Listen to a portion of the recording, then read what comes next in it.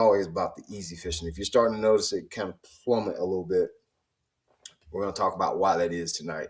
If you came to the Straight Up Fishing Retreat just 2 weeks ago, fishing was phenomenal. 10 stars. Just for us catching fish. Were you going to go out and catch 20 pounds? Unless you're Alex Sterling, probably not. But if you're going to hold a rod, you probably catch a fish. You don't need a boat to catch one. It's already just, it's not that easy anymore on Lake Hartwell. I went just yesterday or 2 days ago, today too, and it's not as easy as it was. So I want to talk about why that is, what you can do, etc. This time period is what we're going to refer to, if you haven't had it now, what we're about to get into is the post spawn. And what I want to talk about on this particular subject, number one, what is the post spawn? Because we can't just keep saying things without really understanding what we're talking about. Can't just say post spawn. We're going to talk about when it happens. We're going to talk about what's going on with the fish.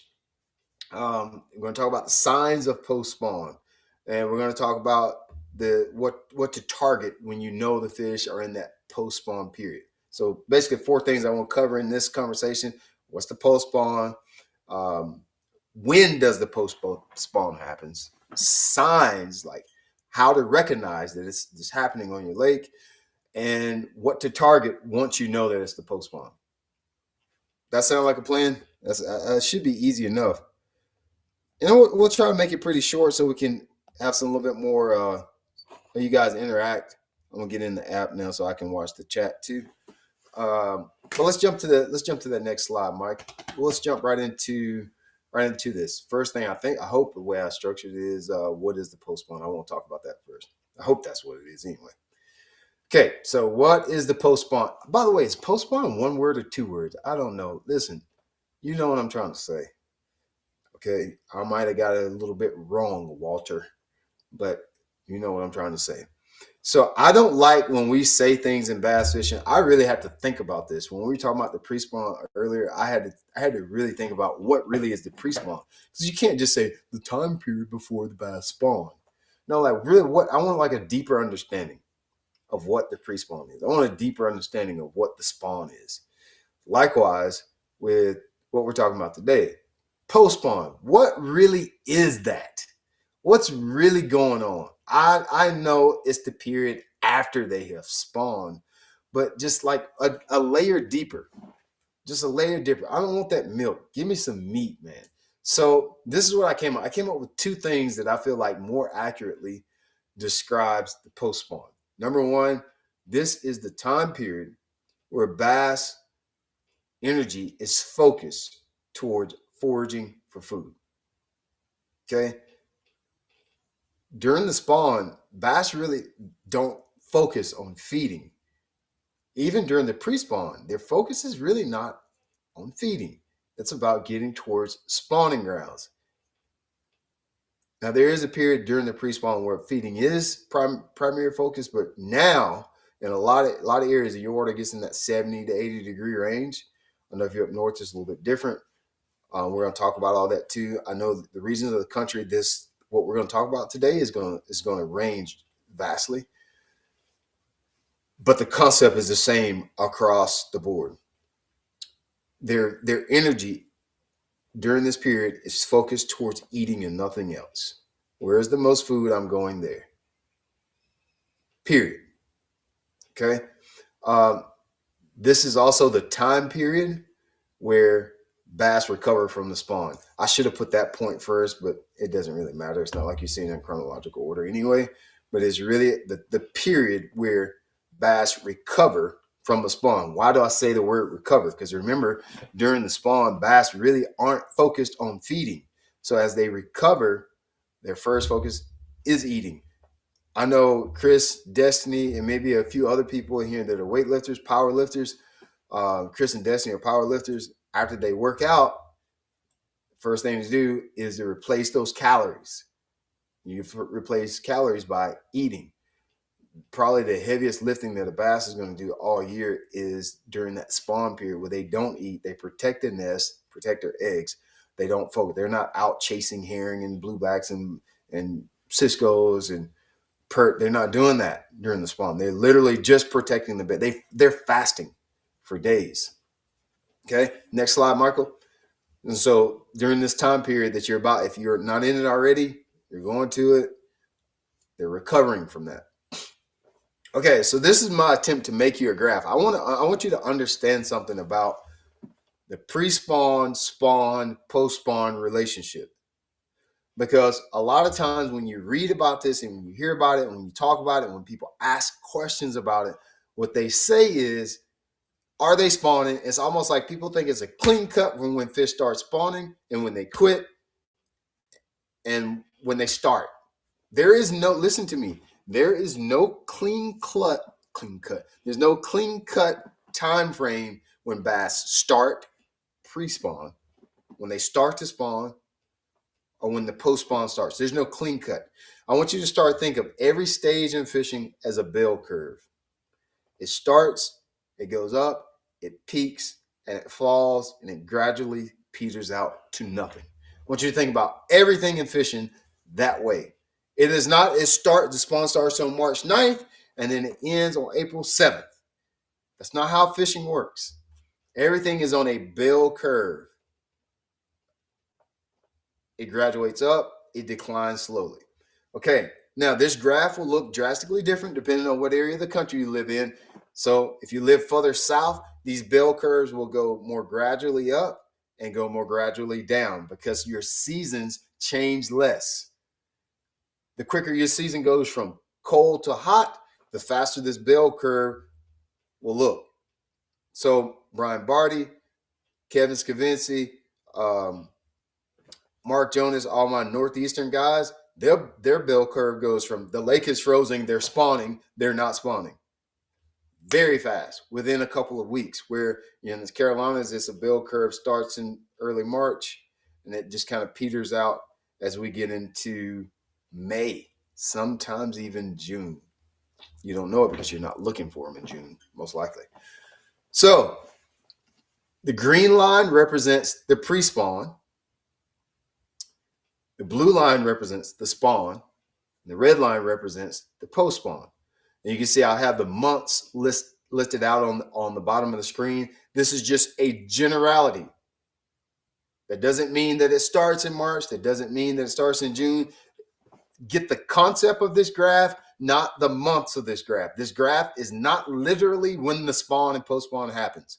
This is an analogy. This is a schematic to show you how things happen gradually and how they intersect. Notice when you get to April, there's everything doing everything. There's fish post-spawn, there's fish spawning, there's fish pre-spawning. Even in March, you could say. Okay? You see how that works? Because not everything goes at the same time. So when you look at this graph, when we're in just say, I'm just using where I live as an example. Please get the concept. Don't take this graph as literal and say Brian said that when March, the most fish are pre-spawn. It just depends on where you live. It depends on the gear, depends on the water levels, depends on the water clarity. If you don't believe me, go back and look at the last live we did 2 weeks ago with Science of the Strike. They explained this very vividly. Please do not take this graph as a literal farmer's almanac of when the spawn happens. This is just literally a schematic that I made up. It's fake, to show you how everything doesn't have a stop-start date. They're schooling, they're not schooling. They're deep, they're shallow. Fall transition, whatever that is, spring transition. Spawning, post-spawning, it's not that. Pre-spawn, most of them are spawning in early March. And as we get into April and May, we're going to find fewer and fewer pre-spawn fish. I think I said that backwards. Pre-spawn, you're going to have a lot earlier in the season. As the season goes on, there's fewer and fewer fish doing the pre-spawn. There's still some doing it, but that percentage is less and less. Look at the spawn curve. March, it just continually graduates all the way. It peaks in April. Then when we get to April, you see how it starts to slowly decline all the way until June. If there is no start-stop date, it all graduates. Look at the post-spawn, which is what we're talking about today. Well, Brian, looks like you have post-spawn in March. There's no way.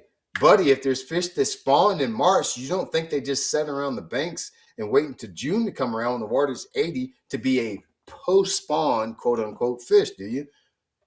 There will still be post-spawn fish early in the season, way before you recognize it. And so, even though there's post-spawn fish in early March in the Carolinas, North Carolina, Georgia, Alabama, Tennessee, even though there's post-spawn fish, the percentage is so small that maybe it's not worth you looking for those in March, because there's going to be way more fish in March that are either pre or post, or pre or spawning. This should start to make sense now. No start stop date on pre, spawn, or post spawn. It's a graduation. You should be understanding that by now. That's all I made that graph for. So as we continue to get into May and June, in this area of the country, you're going to have more and more fish that are post spawn. Okay, Michael, we can go to the next slide now. So I want to give you some signs of when bass are post spawn. Now, I put a feeler out on Facebook today because I was curious to see what people would say about the post spawn and what are signs. And everybody said almost the same thing. I want to give you some things to think about when it comes to post spawn that you may not be thinking about that are dead giveaways that you're dealing with post spawn fish, okay? Or that the majority of them, or you have the opportunity to catch post spawn fish. There will be situations where you may want to target post spawn fish. There will be situations where you might want to target spawning bass, and there will be situations where you might want to target pre's. And you may want to target those when it's not popular to target those.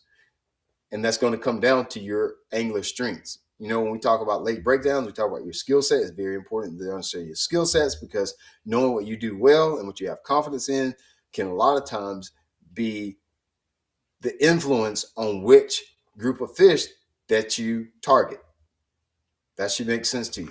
Okay, signs of the post spawn: thin, battered fish. Everybody says this is something that most people know. If you're new to fishing, one sign that the fish may be in post spawn is you see very thin fish because they don't eat. Also, they have a lot of sores, very thin pectoral fins. Pectoral fins are on the bottom. On the bottom of the fish, the two on the bottom, you can see that one I'm holding with the blue shirt on there. Those pectoral fins are those ones on the very bottom of his chest. Just think about your pecs as a man. Imagine if you had fins there. That's what the bass's fins. They'll be really thin and beat up, but from fanning the bed when they're spawning. So those fins would be beat up. Sometimes also the males will bump into the females, creating sores on the bodies of the females. So those are some signs. We can go to the next slide, Mike. Some other fairly obvious things that you can look for. You're going to have fry garters. Fry garters are the male bass staying around to protect their offspring.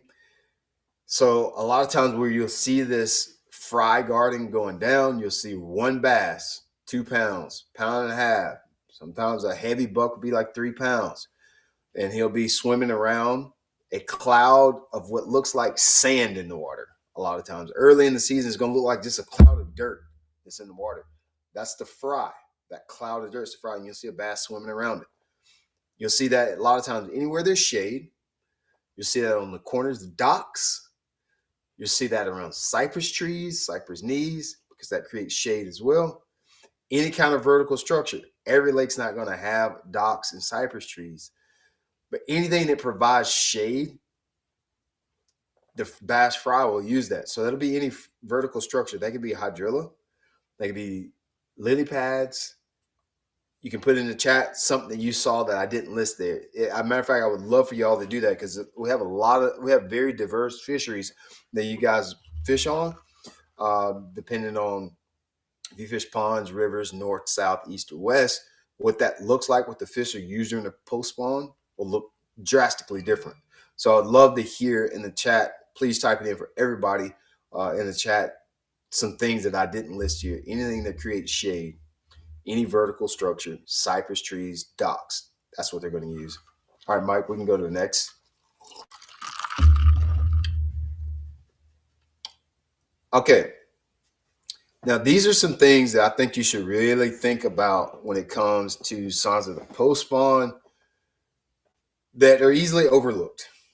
Um, and these are always the dead giveaways for me to know, like, hey, man, it's time to switch gears. Um, Fewer bites in the creeks, coves, and pockets.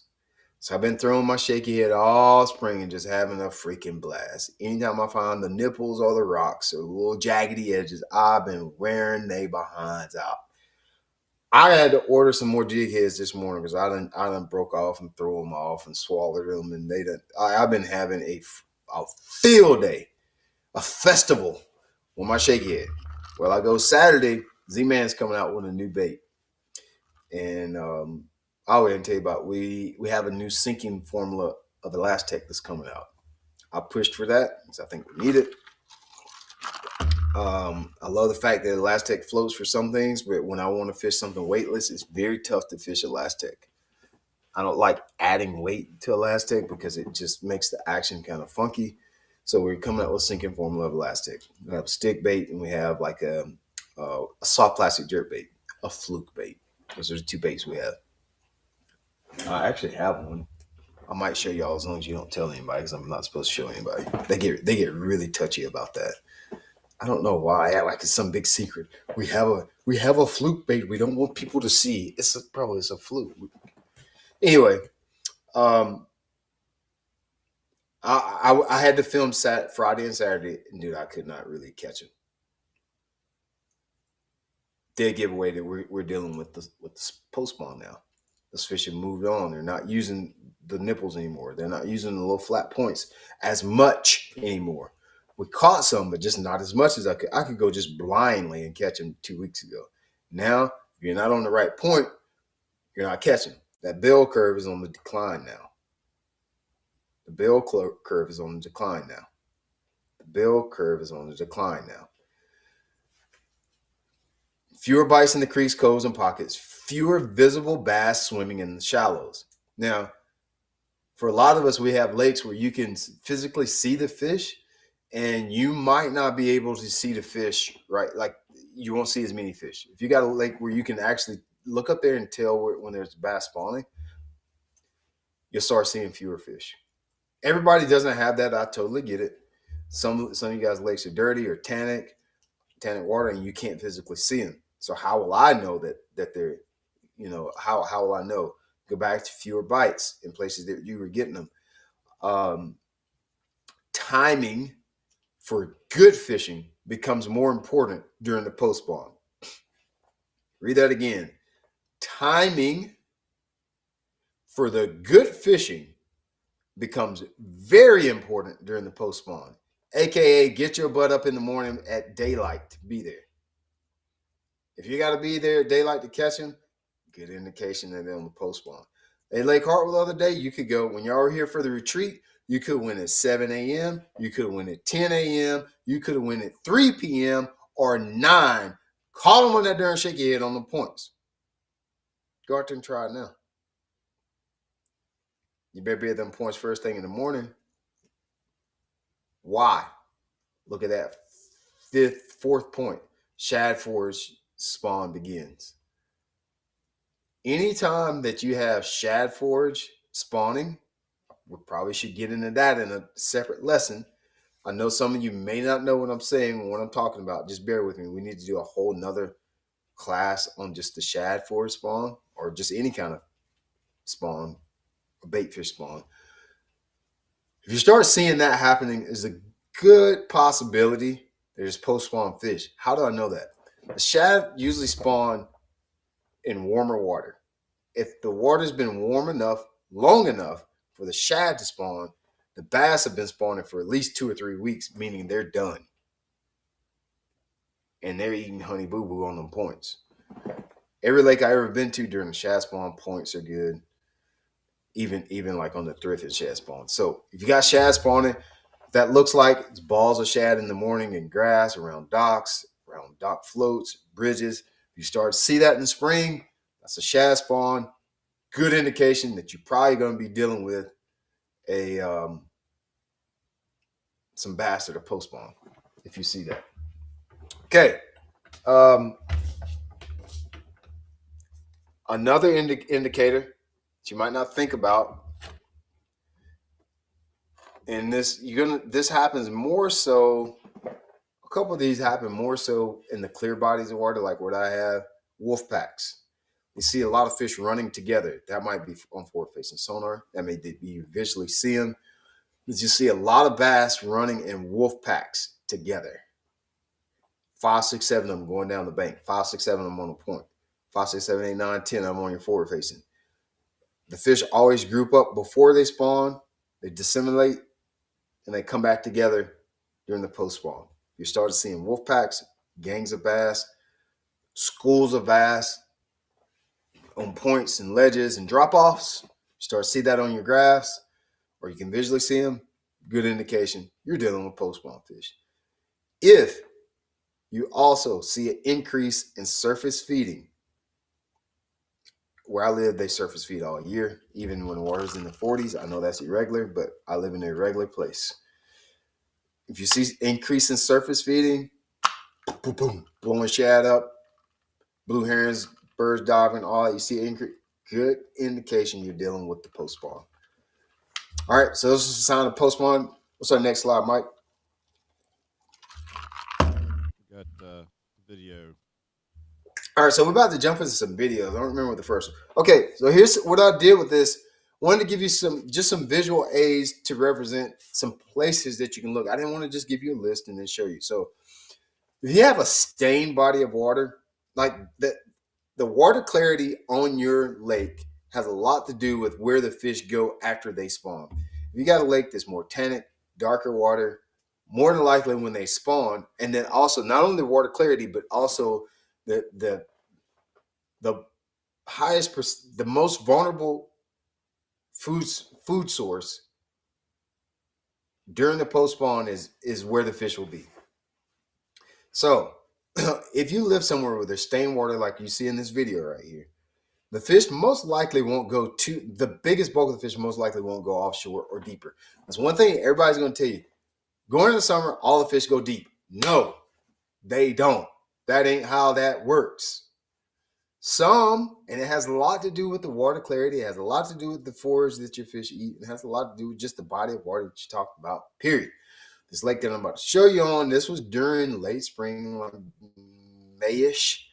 And you see what the water looks like. It's a little bit stained, and it's full of docks. Well, the post-spawn fish on this lake hang around docks. There's a shad spawn. The fry garters are there. They eat brim because the brim starts spawning. So it holds the fish closer to the shore and to shallower cover. Now, if you live, since a lot of you in the app have been in Lake Hartwell, if you live on Lake Hartwell, the biggest group of fish will now start to distribute themselves to around deeper water. I'm not going to say deep, but they'll start to move towards deeper water. They'll start moving towards offshore structure, brush piles, timberlines, etc. Because the water's clear and we have blueback herring, that's the most prolific and most vulnerable food source in our lake. They're going to where all the food is. You remember what I said at the beginning of this lesson? This is the time period where bass focus their energy on eating. Figure out what food is this time of the year, you will find bass. There is no other time where it's more important than that. Winter's pretty important, but now it's very prevalent.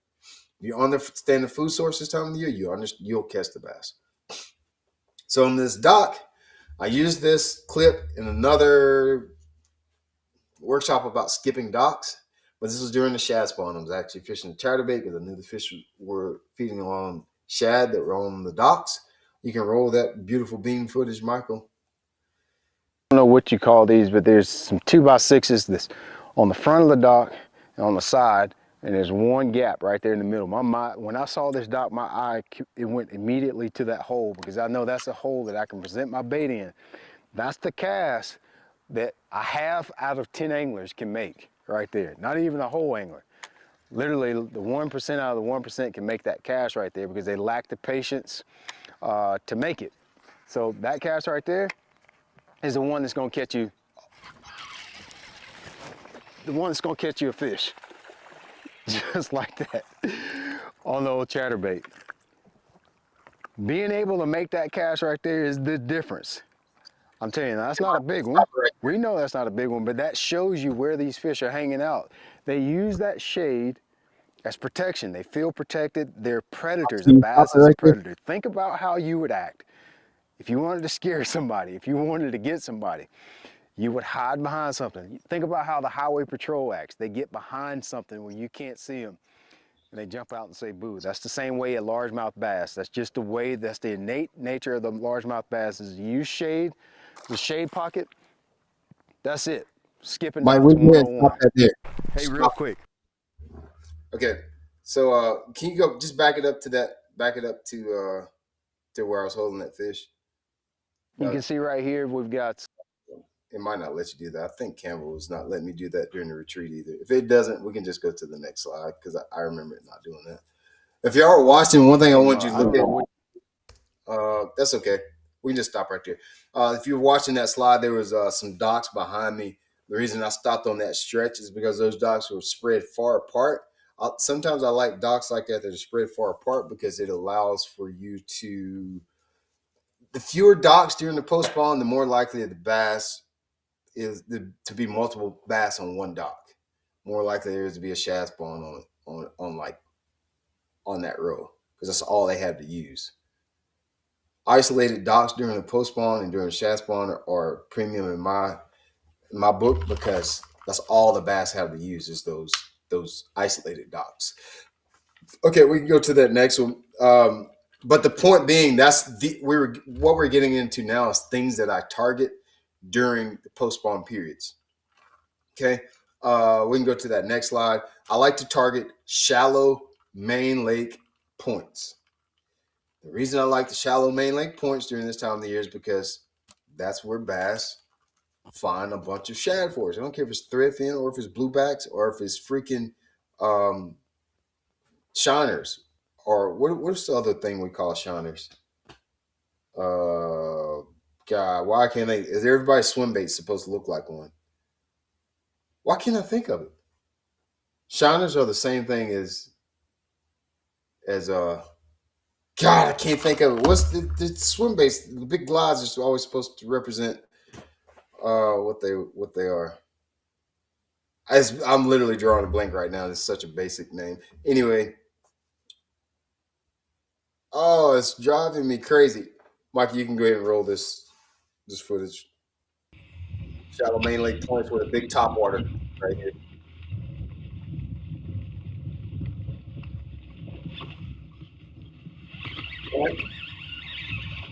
Wow. That's a big one. That's a big one. Oh, God, that's a big one. Hope he don't jump off. Wow. That's a big one. That's a big one right there. Oh, he's got one hook. He's got one hook. He's got one hook in him. He's got one hook in him. He's got one hook in him, y'all. Look at the motor. He's got one hook in him. I gotta be easy on that. That fish got in. He's got one hook in him. He's got one hook in him. He's real easy. I mean, he's got one. When I say one treble hook in him. Hopefully he'll like flop around and then. I just wanted to show you how I caught that. Other hooks. Flat main lake points. You got the point. That's all I was trying to tell you there. Flat main lake points. That fish really did have one hook on it. I remember this. This is actually like 7 years ago, but it was such a good visual image of how I like to fish flat points this time of the year. We can go to that next one, Mike.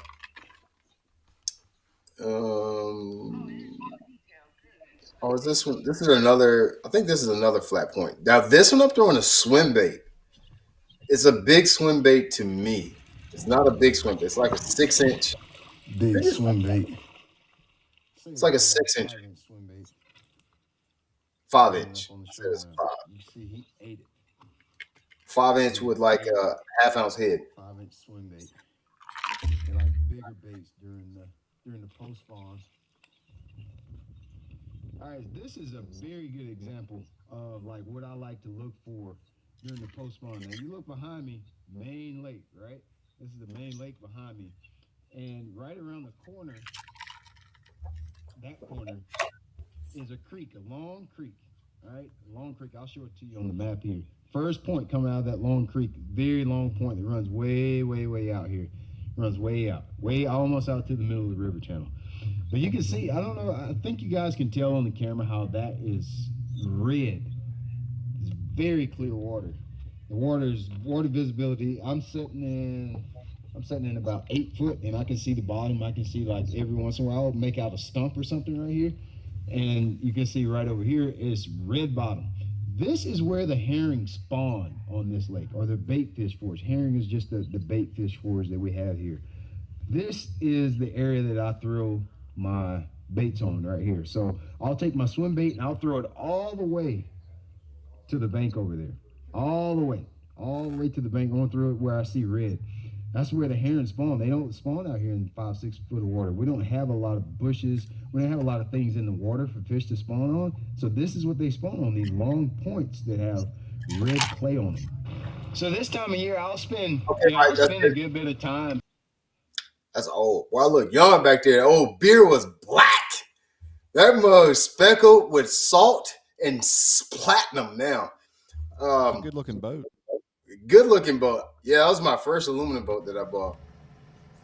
Let's stop it right there. So something else I like to target is current. If you can find current during the post spawn, so what that can look like is behind the dam. That could be up a creek, anywhere there's current, because what that lets fish be lazy.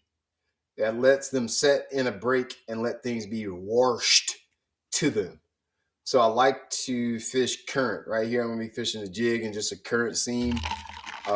Very just basic fishing, but where I'm fishing is what I want you to see. You can see how the current's ripping down through there, right down this bank. And so that's a good place for you to fish during the post spawn. All three of these, I'm trying to cover 4 or 5 different places that you might be able to look and relate to wherever you fish, that you can start to look for fish during the post spawn. So you can roll this one too, Mike.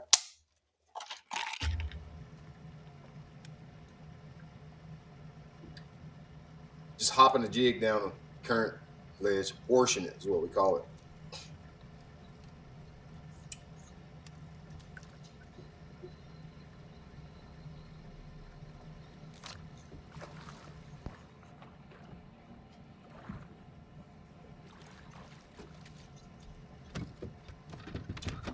Simple fishing. Nothing. I don't have nothing really bright to say about it. If you can find some current, any kind of moving bait is going to be good for that time of year. In my mind. I'm in the Northeast right there, so yes, that is a good fish in the Northeast. It would not be around here, but I trust me, that I was very, very solid fish. What do I have another slide, Michael? Or is that just about it? I got a couple. My favorite part about this. Oh, let's stop right there. So, I also, during the post spawn, I really prefer to use bigger baits. Bulk your stuff up, all of it. Where I live, a 5-inch swim bait is getting on the large side.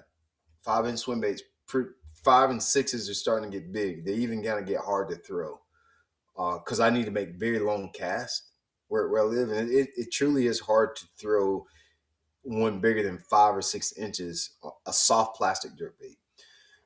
So if you're throwing a chatterbait, bulk it up, make it bigger. Use a bigger trailer. If you're throwing a Texas rig, bigger curl tail worms. You're throwing a jerk bait, throw the 130 instead of 115.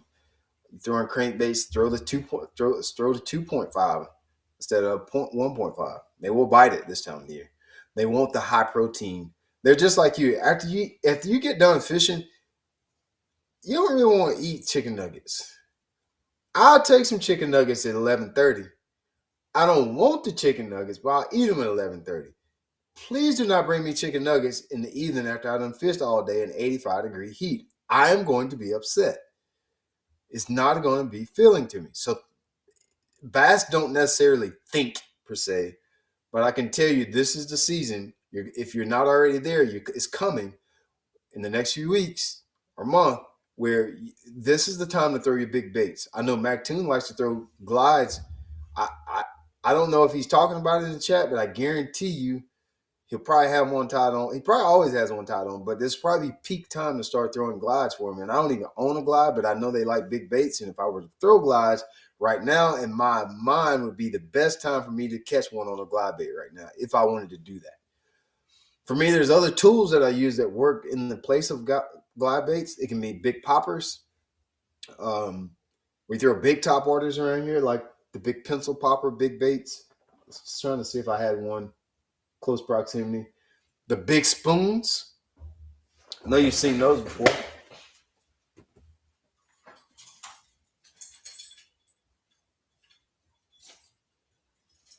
You know, like the big spoons, those big hubcap looking things. You know, this is a time of the year where I don't care where you live. You're like, where my lake, the fish on my lake are only 2 pounds. They will eat this. If they'll eat a brim, they will. I don't know if it piques their interest. There's something about big baits. We have a clap, Michael. We might put this up in the app. One of the first lessons I did when we started the app was with Oliver Nye. He's a big bait specialist. He's a big bass specialist and a big bait specialist. And bass hit these big baits, these big, ridiculously huge baits out of curiosity. Like, what is that? And why is it in my space? It's almost like dogs fighting. You ever seen a little dog try to fight a big dog? I don't know why they do that. Bass are kind of like that. Remember that the bass in most of our fisheries, with the exception of up north, the bass is at the top of the food chain. He runs the lake. They really do. What eats a bass in your lake? For most of you, that's nothing. If you live in the Northeast, well, pike and muskie are tear his behind up. But if you look like in South Carolina, what's going to eat a bass? Not that many things. Maybe a striper, and it ain't that many striper in there. They don't cohabitate that much. So for a lot of you, the bass is at the top of the food chain. And so when he sees something like this, he's like, man, like it's like bucking. He's a little bully. You know, he's square up.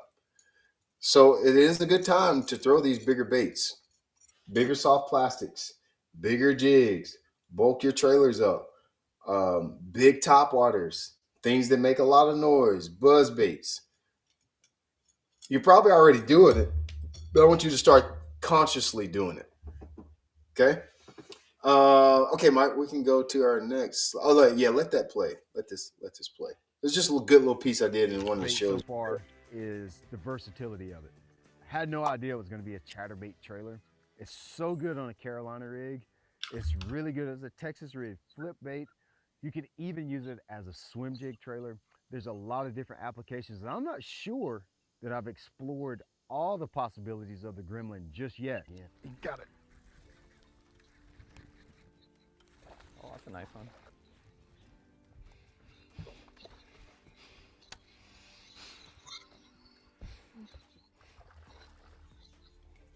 Yo, if that thing was during the spawn, he might have been in that realm that you're looking for. It just spawned. It just spawned on my chatterbait. It just spawned. Bro, where is the chat? I thought I had a chatterbait on. I don't.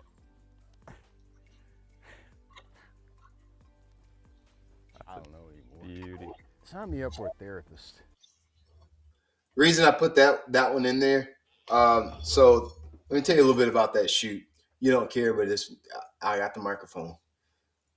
This particular show was the launch of the Gremlin. I had worked on the Gremlin for about 2 years prior to this, and then we made a TV show to promote it, show what it can do, how to rig it, you know, all the things, all that industry jargon stuff. I actually hate doing that. So we filmed in Florida. Fish were post-spawn. I think we went in like May. You can see how skinny the fish were. But I didn't. I wanted to catch the fish on the gremlin alone, flipping it in bushes and stuff. It wasn't big enough. They wouldn't hit that. They truly would. They wouldn't hit it. You put it on the back of a chatterbait, reel it down the sides of those whatever bushes they were, and you'd have to hold on because they were feeding on the shad during the shad spawn and they were post spawn fish. And that gremlin made the chatterbait big. All right. So I'm thinking this is a freak thing. It just so happened that I got lucky and the gremlin worked on the chatterbait trailer that day because it does not look good on the back of a chatterbait. It ain't made for that. I designed that gremlin to be a better brush hog. It's everything a brush hog is, but it holds a hook better. And if I want to cast it, it casts a little better. I use it on the Carolina rig, and I use it specifically for wood. I know a lot of people when they ask me about the gremlin, like, what do you use it for? I use it for flipping wood. I use it on a swing head, and I use it for a Carolina rig. Did not know it was going to be a really good chatterbait trailer. I did that in Florida. Lo and behold, the very same year we go to the Mississippi River. We get there in June. It's post spawn. Guess what I caught him on in that tournament? Just on a chatterbait with the gremlin as the trailer because it makes the bait bigger. Does it give him more action? No, not necessarily. And when you look at, if you ever fish the gremlin, don't put it in the water looking for action. It's not designed to have a lot of kicking. The whole premise behind the gremlin is to be very subtle kicks. You didn't want a lot of this. You just want it just tight, very tight action, but a bulky bait. So I pull that clip up to show you how bulking up baits, everything works a little bit better. I think it was one more slot, Michael. Was it the one in the Mississippi River? Did I put that one in there, or was that the last one? Yeah, there's one more. One more. There's one more. Hydrilla. Oh yeah. Let's see. Yeah. This is the Mississippi River. This is the tournament I just talked about right here. I'm throwing the gremlin on the back of a chatterbait. Same thing. Post spawn situation. It's like the middle of June. Fishing Mississippi River, Pool 9, fishing eelgrass and pads where they meet together. There was fry and there was fish sitting on the edge. There's current. You can't tell it, but there's current coming down through here in Pool 9. This is a big lake in Pool 9. And this specific set of islands had current. Fish set in the pads, right out the current. Water comes through there, brim, whatever the heck they eating in Mississippi River. All that stuff, they just chatterbaits is what they was eating. You can just watch. It's just like a highlight reel of a couple catches.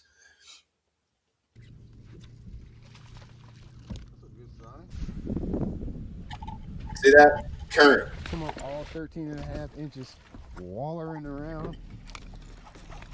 Also current. You can't tell if it's current. See that gremlin on the back of there? Or the pike. Also the gremlin.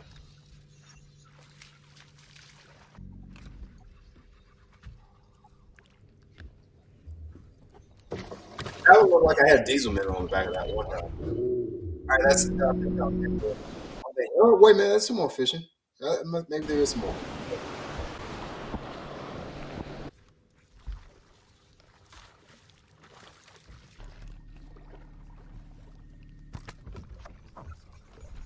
We're gonna be out here getting after it. Let me clean y'all up a little bit. I don't know if you got any little smudge. Y'all looking? Can you? All right. So my favorite baits during the post spawn are almost always going to be shad imitators because of the reasons that we listed in the first part of the video. Usually you're going to be dealing with the shad spawn, and typically that's what the bass bulk of their diet is going to be during this time of the year. I like any shad imitators. What I mean by shad imitators, let me break it down. I'm looking on my wall now. That means big top waters. That means crankbaits of all sizes, shapes, and forms. Square bills, medium divers, big divers, if the application makes sense. I don't care. I love crankbaits during the post spawn. Guess what else works good during the post spawn? People don't talk about it enough, but it is a deadly killer. It's a jerkbait. I should have put in a clip from Guntersville that I had about 3 years ago at Guntersville fishing shad spawn during the post spawn. So, hey, I love crankbaits. I love jerk baits. I love top waters. Any shad imitator in my tackle box, he going in the boat this time of year. Big creature baits. That means the gremlins. That means the big old palmetto bugs. Any of the bigger, any beaver style bigger bait. Gonna be a good one. Big curltail worms. That means the big mag twos, old monsters. Those big baits like that. Those are gonna be good baits. Carolina rigs, Texas rigs, wobble heads, or whatever you want to call, that. Like I mentioned, the larger swim baits, 5, 6, 7, 8-inch swim baits. Good time to be throwing them right now.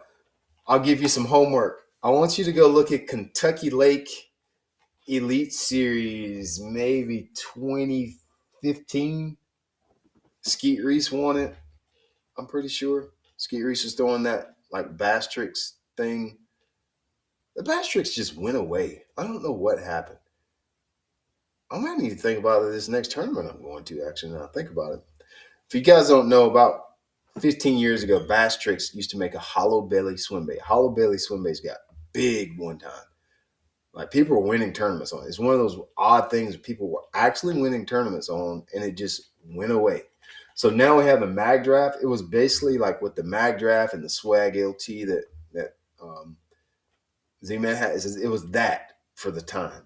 But you put one single kill weighted hook in it, and you would roll it around like you would a swim bait or a chatterbait. The same place you put a swim bait or a chatterbait, a chatterbait or a spinner bait, you would put this swim bait at. Fish hadn't seen it before. It was a little bit bigger and bulkier, and they just had to have it. Kentucky Lake 2015-ish. Go look at that tournament. I don't know if that's the one that Strader won or if that's the one that Skeet Reese won. I may be thinking about Gunnersville. I'm sorry. It's Lake Gunnersville, somewhere in that 2014, 2015. Go look at it on YouTube. Watch Skeet Reese use this swim bait, the Bass Tricks. Now, he's not going to say it's a Bass Tricks. It is a Bass Tricks. He's probably going to say it's a Berkeley something. It's not. It's a Bass Tricks. Throwing in just random stuff as he's going down the bank. Any kind of big top water, big poppers, big walking baits. Fish those baits. Those are my favorite grabs during the post spawn. Let's answer a few questions, and I'll let y'all get on to the get down for the night. Do we have any questions, Mike? I was watching the chat. I saw a conversation, which I love, but I don't remember seeing any questions. Yeah, we've got a few. Okay. Ken Pfeiffer asks, for the Potomac River, are the bass moving from their spawning locations during the post spawn, traveling long distance, or best cover present? So my experience, Kenny, I haven't got to fish the Potomac during the spawn. I don't think. Usually by the time I get there, it's pretty well post spawn. It's my experience. I have friends that have fished it during the spawn. It's my experience that they don't. What I've heard and what my experience is, they really don't go far at all. The fish on the Potomac, I don't think can afford to go anywhere long because the current moving in and out is forcing these fish to be where they are all the time. If they get off the beaten path, they're getting off. That ain't where they need to be because the way the current goes in and out. Think about it. On the tidal fishery, the current has moved in and out every day the same way for eons of years. So you can have the same bottom, same clean bottom, same current flow in the same places, and they have to go there. They absolutely have to go to the same places all the time. You can go back and look at Bassmaster Top 150s from the early 90s, and you still hear about Mattawoman, whatever bay, whatever straight across from Mattawoman, whatever bay did, Belmont Bay. Piscataway did go away. When I first started, Piscataway was a big deal. It went away. But on those tidal fisheries, the same places typically are always going to be good all year long, forever and always. Outside of the element on the Potomac, the only element that seems to change that is when grass comes and goes. I know on the northern part of Potomac, I know there's been like a depletion of grass, and it seems like the fish just don't live up there anymore like they used to. There's been tournaments one up there, but it seems like it doesn't happen anymore. I think it has a lot to do with the grass. But like your Belmont Bay, they're always on that same place and that same flat in Belmont Bay by that island. They're always there. They're in the summer and they spawn. They're always there. Somebody always top tens there. Same thing with the creek Aquia that I fished in. Somebody always top tens at the mouth of Aquia every single time. So I don't think they travel that far on that particular fishery. I really don't. I think the good places are always the good places because for the simple fact of the tide moving in and out, and they have to use the same stuff over and over. I care if there's 1,200 boats sitting on Belmont Bay flat, there always will be fish there. That's my experience. I'd love to know if you find out something different. What else we got? All right, Mac Toon. Do fry prefer hard structure or soft like cypress knees over, say, duckweed? So I think they're going to use the closest available option that provides the most shade for them. So if there's cypress trees on your body of water, but the fish spawn near a dock, I don't think they run to the cypress trees if it's in the next creek over. This what's the closest to where you're fishing. Now, I think a better question, Mac, would be what it's like our lake breakdown process. I know it sounds redundant, but that's why we have it. What's the most abundant cover in your lake? That's what the fry will be using. I know you fish a lot of cypress trees and cypress knees. They gonna be on that, dude, because that's where they spawn at. The fry doesn't go far from where they spawn. They're not going up the creek at 2 miles. So I need to use the shade. They're gonna the closest available cover to where they spawn. However, us as fishermen, knowing that they're going to use shade, knowing that they're going to use docks, knowing they're going to use cypress trees, it might benefit us to look for where there's the most docks. It might benefit us to look where there's the most cypress trees to look for fry garters, because that means we have more targets to use. Or in the case of, let's say, a Lake Norman, or some of these fisheries we have around here, sometimes I'll use the ice since they have so many docks on Lake Norman. If I can find a place where there's one dock, I know all the bass go to the one dock. But I have a lot of opportunities. I can go to the next creek and find it. But some lakes, cypress trees, you may have some pockets. Almost all the pockets have cypress trees in them. Santee Cooper, like almost all the pockets got cypress trees in them. So you might want to look where there's a heavy, like they're closer together, they're further apart to differentiate yourself to where you know where to fish at.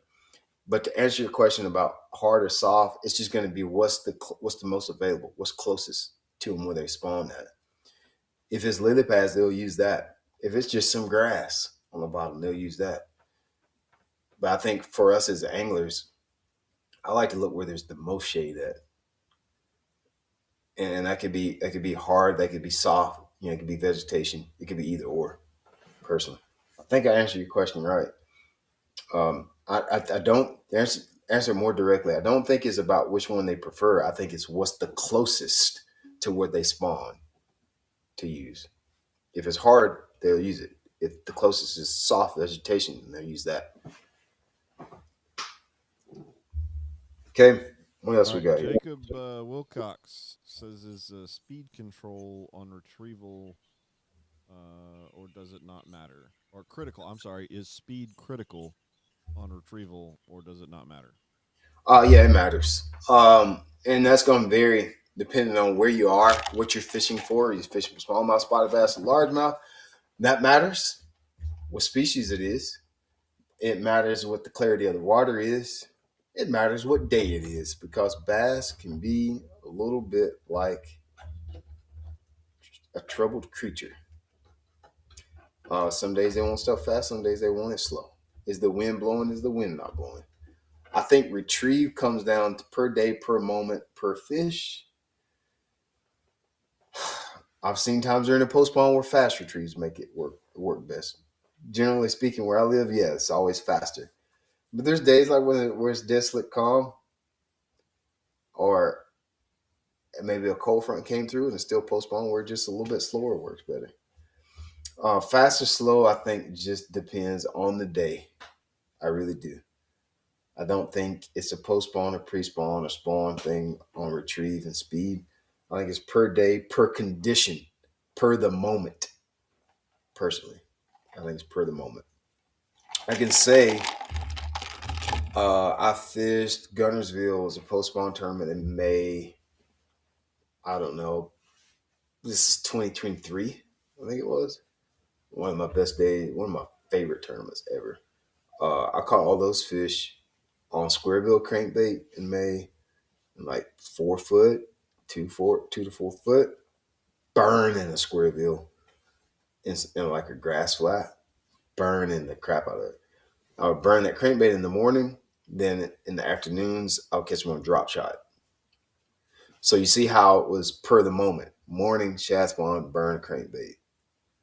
Afternoon, later, drop shot. It was per the moment, not per the season. I hope that answers some questions. Anyway. All right, Trey Grays. What is the most overlooked post spawn pattern on grass lakes? Most over holes in grass, outside edges, or isolated cover near grass. Most overlooked. Let me think about the most overlooked.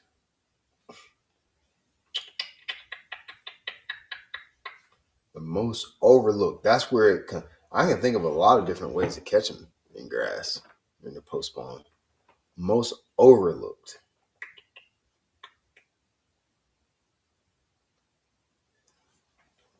That's really tough because I did list some baits here, but I don't really like to think of baits as post-spawn, pre-spawn, spawn baits. I don't change a lot. My approach changes more than my baits do. But more technique-wise, during the post-spawn, when you're talking about grass, I think about grass fishing the same way all the time. I just look where the grass is the thickest or the thinnest, and I fish there.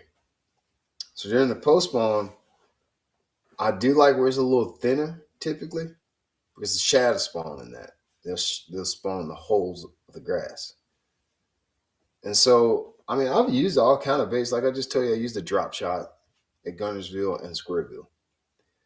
I think the jerk bait is overlooked during this time of the year. Jerk bait is a powerful tool. If you don't believe me, just Google like Hank Cherry tournaments. There's another guy from Georgia that's really good with a jerk bait. I think he quit. I forgot his name. He used to fish pro, but he quit. Him and Hank Cherry just masters with jerk bait. I cannot think of his name right now. But anyway, the jerk bait is probably the most overlooked tool. Maybe not a pattern, but that tool for grass fishing during post spawn. I would give that one probably the. Everybody thinks the jerk bait is a cold weather bait, and it's not. It's really not. It's a reaction bait. Okay. We got any more? We got several more. Okay. Caleb Kelly. Bluegill is the forage on the lake. I'm fishing this week. I shouldn't do shad pattern. I should go with a bluegill pattern, top water, right?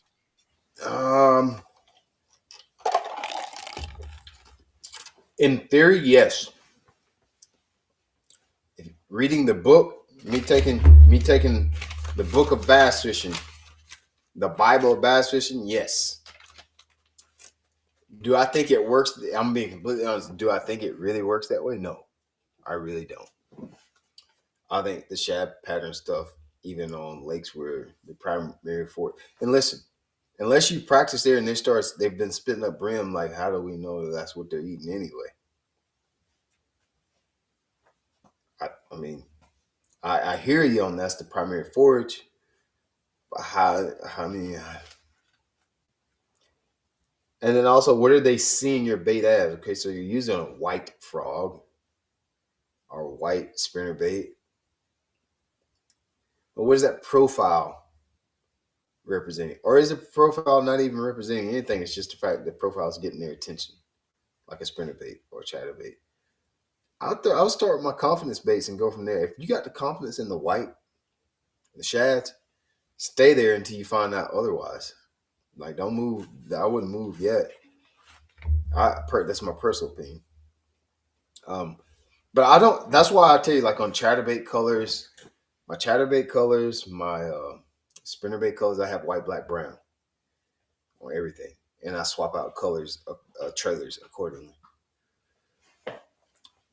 But to answer your question in very short form, stay with the ones that you got confidence in first. You got confidence in white, throw it, because we don't even know.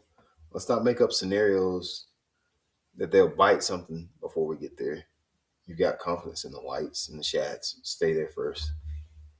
But that would be my advice. All right. Looks like Jacob Wilcox amplified the speed retrieval. He's saying, I guess what I mean is, should you cover a lot of water or slow down and fish an area more precise? Yeah. I definitely post spawn. I'd fish faster because the fish you're getting in groups. So now we're going to more dead water on your lake. The winter, the fish in big groups, lots of dead water, but where there's fish, there's a lot of fish. Get into the spawn, the groups bust up. They disperse in pockets, coves, flats, etc. There's few fish everywhere. Get in the post spawn, the fish go back to groups. Why? Because they're looking for food. Anytime food is involved, fish get in schools and groups because bait fish travels in groups. You ever notice that? If you fish in the wintertime, you know you see it very vividly because that's where birds are. Birds are on one section of the lake. Here on this side of the lake, there's no birds. Why? Because there's bait fish over here. The same way that birds move, fish move. It's very, very similar correlation in many ways that we don't talk about. Birds and fish act a lot alike. We don't take that. We take that similarity for granted. So what I'm trying to say is the fish are going to be in bigger groups. They're going to be in less parts of the lake. So fish faster. Because there's going to be more dead water. And you want to get to the areas that are high percentage. Now, from now on out until we get to, depending on where you live, next several months, it'll be important to be around groups of fish. Not onesie twosies, on points and nipples. All right. Cale Williams. My weather here 3 weeks in March, where it went from 85 to snow, only had a handful of days that were sunny and above 70. What should I look for first to see where the lake is at in the spawn? So, in 3 weeks, March was at 85 degrees to snow. Where are you, Cale? Can you message in there? Yeah. Where you at, first of all? I'd love to know water temperature and type of lake. Cale, you probably should go back a couple weeks in the app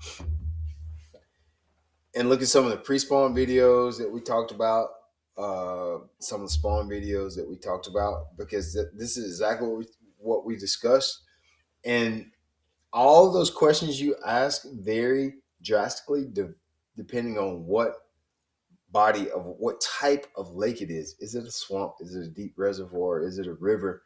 You can't answer those questions without more details about the fishery. So first thing I want you to do, Cale, is look at the lake breakdown process, because we talk about all those things. And then you also want to go back and look at some of our pre-spawn spawn videos that we did just in March and April, because these are topics we talk about, and there's more nuance to it that you need to plug in the answers for before you can come up with a good plan. Nonetheless, the best thing for you to do is become really aware of what your skill set is and what you have confidence in bait wise. You like fishing shallow, you like fishing deep, you like fishing clear water, stain water, target fishing, fishing for school. Like what do you like to do? And you always want to look for that first because it's available. In almost every lake, what you like to do is available. Brian Barty is the master of the jig in this app.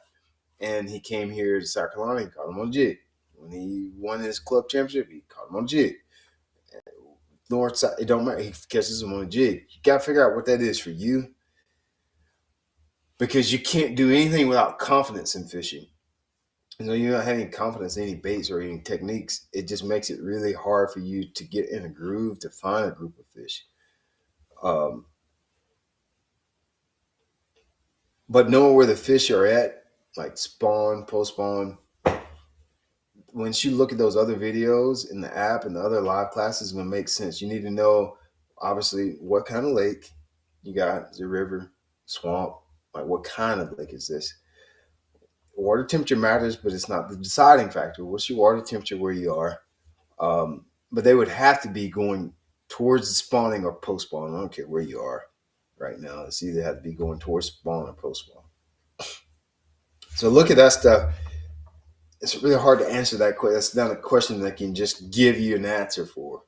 When you go fishing, that's what you're looking for. Does that make sense? I want to help you recognize it. I can't sit here in a chair and tell you what stage your fish on or in. You going fishing is the reason that you go fishing is to figure out what stage the fish are in. You will never be able to figure out what stage the fish are in your garage. The entire reason that you go fishing is to figure out what stage they're in and where you should be fishing. What I want to do is open your eyes to ways to recognize that. Not to just tell you that they're spawning, they're post spawning, they're doing this or they're doing that. That won't help you. But if I can show you how to recognize it when you're there, you're going to grow way faster. That literally is the whole goal of you going fishing, is to answer that question. That will result in catching fish. A lot of times we think, and even I do this, we show up to the lake, we show up to catch fish. Well, if you can get into the routine of going to the lake to figure out, to answer a question, there's almost no bad fishing trips. If I go to a certain area of the lake to figure out if they're biting, if they're on docks, if they're on points, or if they're in ditches, I cannot lose. Because if they're on the docks, the ditches, or the points, I won. If they're not on the docks, the ditches, or the points, I won because I know not to go there again. I cannot lose when I show up to the lake with the mindset of discovery. But when I show up looking to catch 10 before dark, you're going to fail 9 times out of 10. When you go to the lake looking to just catch the fish, you set yourself up for frustration. I do it all the time, man.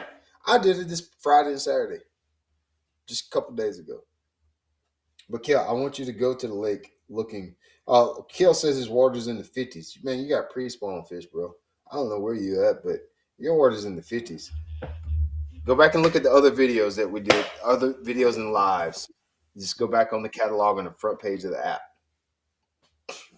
Yeah, and I'll add in Cale. Well, first off, welcome. I see you're new in the app. Nebraska, as they say. He's from Nebraska. Yes, sir. Head over, Cale. Head over to the community tab if you haven't explored in there, and I'd recommend you drop that question in pretty much any of the channels, and some of us, other folks in the app, can help you find some videos or get more specific on some of that. But definitely hit that search feature up in the catalog because there's a ton of stuff. Yeah, so one thing about the app is when we title the videos, we title them very specific. Like it's very calculated how the videos are titled. So you can just type in the word spawn. A whole host of videos are going to come in. You can type in the word shaky head and the videos. You can type in the word crankbait. You can type in the word spring. You can type in seasons, baits, techniques, retrieve, rods. You can type. It's just like searching Google, but specific to fishing. So use that search bar to help you navigate this, because and the reason I say that is because everybody is going to be like, I'm talking about post spawn. Kale, where he's living, the fish are spawning. How am I going to figure that? That's why we have all these lives recorded and archived in the app, because everybody's not going to deal with spawn at the same time. Everybody's not going to deal with post spawn at the same time. It's going to be different depending on where you live. But being in Nebraska, Kill, yeah, your fish are definitely going to be pre-spawn, and maybe your water's in the 50s. They could be spawning because smallmouth do spawn when the water's in the 50s. That's possible. But I think you're definitely going to have a lot of premiums at 50 degrees in April. Most of the northern tier of the country is like May, June spawn. When I go to Champlain in June, they're almost always spawning. So I feel very confident your fish are pre-spawn without even. I said you can't figure out things in the garage. I'm figuring it out for you in the garage. Them bad boys is probably not spawning. Maybe spawning at best at 50. But still, what I say holds true. When you show up to the lake, and I know this sounds like rah-rah, don't go to the lake with the sole intention to catch fish. Go to the lake with discovery on your mind. Go to the lake looking to find out what that section there of what you're fishing is going to be like today. Cannot lose that way.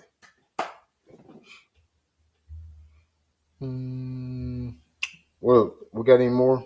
I'm looking here.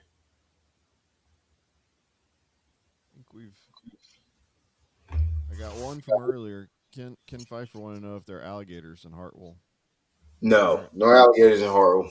We won't have any alligators here until you get to Santee, low country. No alligators in Hartwell. It gets cold up here, buddy. It gets every bit as cold as it does at the Potomac. It just doesn't stay that cold. It's cold up here, man. We get it all. Cold, hot, tornadoes, hurricanes, earthquakes. We get all the natural disasters in South Carolina. Upstate South Carolina. Every last one of them. So no alligators. I saw one from Cleveland Douglas. I'm not exactly sure what he was getting at. He's just asking about how to catch bigger ones. He said, I've been following Lake Breakdown and where to find my limits during tournaments, but now trying to figure out how to catch bigger ones. What do you call it? So what are you calling bigger ones? Bigger ones compared to what? How to find bigger ones. I always play the percentage game with fishing. The more fish, the more opportunities I get myself to catch fish, the better my chances are of catching the bigger fish. While bigger baits have the potential to catch bigger fish, at times using baits that are higher percentage baits increase your odds of catching a bigger fish. However, I think you need to describe what a bigger fish is. Where I live, if you catch a 2 3/4 to 3 pounder, that is a bigger fish. When I go down to the low country and fish Santee Cooper, a bigger fish would be 5+. So what is a bigger fish for you? How many fish are you catching on an actual trip? When you go to the lake, like how many fish are you catching? If you told me you're catching 5, 6, 7 fish, you need to catch more fish. Then your odds of catching, you need to get to where you're catching 15 or 20 a trip, and your odds of catching a bigger one will probably increase. Are you talking about catching bigger fish for a tournament, or are you talking about you want to catch a trophy fish? There's a huge difference in when you're talking about I want to catch bigger tournament fish versus trophy fish. A lot of people call themselves trophy fishermen, but they show up for tournament, they can't catch a limit. So they're no good in tournaments at all. So what are your goals? Like what are you looking to do? Just saying I want to catch bigger fish. Like I need more context. Are we talking about bigger fish for a tournament? We're talking about you want to catch a trophy bass, a double digit. You're looking to catch, if you're truly just looking to trophy bass fish, you might be in the wrong lake. You're looking to catch trophy fish. choose your lakes accordingly. Choose lakes that have trophy size bass. You come where I live, you're not going to catch trophy size bass. A monster is like 7 here. Like when I say a monster, like a monster, 5, 6, 7 pounders are monsters. You're looking to catch 7, 8, 9, 10s. You got to go where they live. Or are you trying to tell me that you're trying to go from catching 8, 9, or 10 pounds to catching 15 to 20 pounds? I'm gonna be honest with you. I've been asked that question a lot over the years, and usually when I really digging under the hood of talking to guys that say that, I can't think of a time where I've said I honestly can't think of a time where I caught. It's like maybe a handful of times. I shouldn't say I can't think. Handful of times where I could catch 20, 25 fish and wasn't catching the quality that I needed to do well in a tournament from a tournament perspective. Very few. There's been a couple times. If I can figure out to get 20 to 25 bites, I'm going to be within check range in a lot of tournaments. If I can keep it, there's times where if I catch 9 bass, it's hard. It's hard. It's hard from a competitive standpoint. So I need Cleveland. We need context of what you're looking to do when you say it. Talk about increasing your size. Talking about tournaments or trophy bass. If it's trophy bass, you need to find where trophy bass live. If it's tournament fishing, I think increasing your bites, figuring how you're going to do that out. Figuring that out is how you're going to catch bigger fish. The more you go through, the better off you're going to be. All right, so I want to leave y'all with 2 things today. 2 things I'm working on. We're about to do in the app. Marco, these will be surprised to you because we talked about it, but I think we got it now. We're going to start doing some monthly challenges, but these monthly challenges will only last a week. We're going to do like how we did at the retreat where we had largest smallmouth, largest spotted bass, largest largemouth, etc. We're going to start doing that and giving away some prizes. Everything's going to be submitted within the app. So look for some details. Of course, when I get this ready and we get all the details ironed out, obviously you're going to know. So just stay tuned in the community tab in the app. But we're going to start running some tournaments here within the app, some challenges. I don't want to call them tournaments, just some challenges.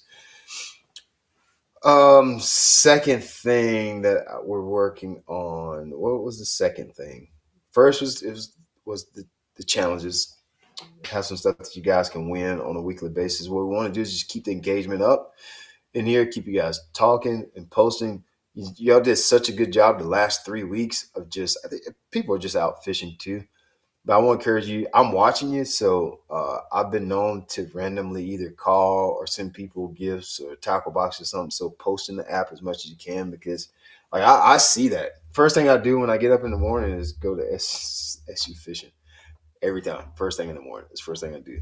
Check, see who's posted, if anybody's got questions, I got messages or whatever. So do that. Second thing I'm working on, I'm trying to remember what it was. Was it the box campaign? Is that what I was thinking about? I'm not really ready for that yet. I'm working on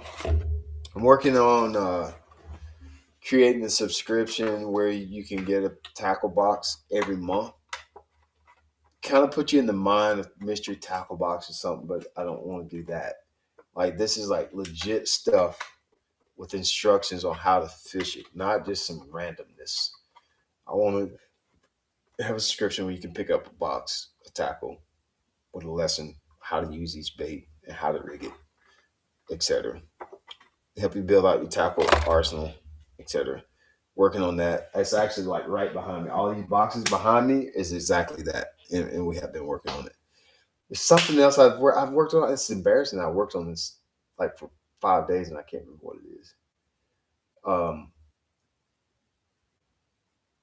on the edge of my seat, man. I cannot remember what it was. I feel like it's something we talked about, Marco, in our meeting the other day. What was it? I don't know. It doesn't matter. First thing that we got is our little challenge. You're just gonna post. We're gonna give away a winner. And listen, no fish. I know how this goes. Somebody's gonna say, "Well, where I live, we got small ones." Well, it's gonna be a week-long tournament. Some people don't get to fish every week. There'll be times where a 2-pounder wins big fish for the week. If you don't believe me, at the retreat we had that. Like people were winning gift prizes with like 18 inches or 16-inch fish, which is like a pound and 3/4 fish. Just catch your fish. Like I just told my guy, just catch some fish, man. So look for that. Working on the details, Michael. I'll get with you on the rest of this sometime later this week, and we'll get it all the details. You never know when the smallest fish may win a prize too.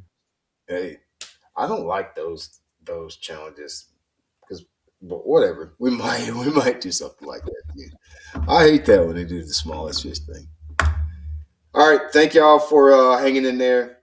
In the app, make sure you post your stuff. Like I say, I see that, and you just never know when the tooth fairy might show up at your doorstep.